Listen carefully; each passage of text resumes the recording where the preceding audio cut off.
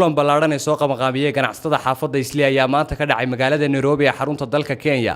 kulankan ayaa waxaa ka soo qayb galay xildhibaanka degmada Kamakuuja ay ka tirsan tahay xaafadda tan Islii, xildhibaan Yuusuf Xasan Cabdi oo muddooyinkan hawlo caafimaad ugu maqnaa dalkaasi Koonfur Afrika. ugu horreynba waxaa halkaasi ka hadlay xildhibaan Yuusuf Xasan Cabdi waxaana uu ku dheeraaday muhiimadda ay leedahay in la iskaashado iyo wada shaqayntu. waxaana ugu baaqay ganacsatada xaafadda Islii inay ka wada shaqeeyaan dhinacyada nabadgelyada, ammaanka iyo sidoo kale nadaafadda. waxaana hadaladiisi ka mid ahaa anigu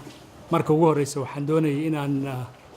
idin sheego inaan dib u soo laabtay intiina badan ismaan arag qaarkiin waan is aragnay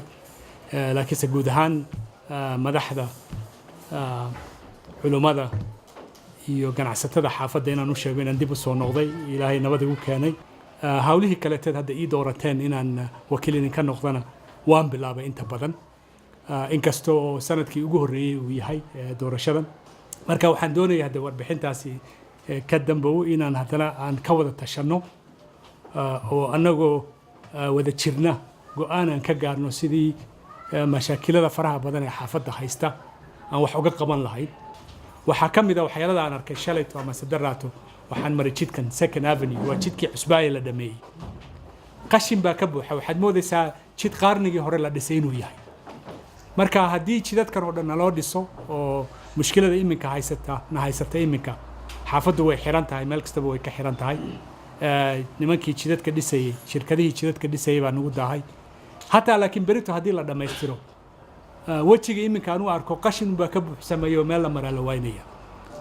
qof kaleetoo noo qabanayo dibadda ka imanaya ma jiraan khilaafyada ka jira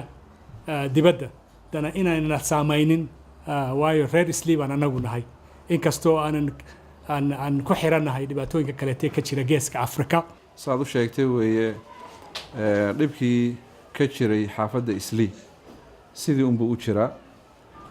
hadday tahay amniga xaggiisa iyo hadday tahay jid xumada iyo hadday tahay wixii kale la halmaala. marka sida aad noogu dhiirigelisay midnimadaas si la mid ah waxaan kugu dhiirigelinaynaa inaad adiguna hawshii halkii aad ka sii wado oo sidii aad ku waday iyo si ka fiican aad ugu tafaxaydato. hal sano ka badan baanu hadda xirannahay haddaan nahay reer Islii. hadalka aad xustay oo isku duubnideennii ah waxaan isleeyahay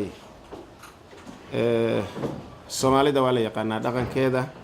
hadday tahay tan degan Kenya Northeastern iyo Kenya iyo hadday tahay ta kalaba waxaan isleeyahay horena aan u idhi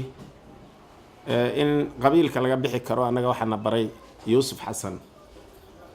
hogaaminta ayaana ka saari karta dadka qabiilka. doorashadii hadda Islii qaabka isugu duubneed baa loo fahmi karaa haddii qofka dadka hogaaminaya uu tuso inay dadku isku mid yihiin ay isugu mid yihiin uusan kala xigsan. Cabdixakiin Siciid Maxamed, telefishinka caalamiga Kalsan TV, magaalada Nairobi.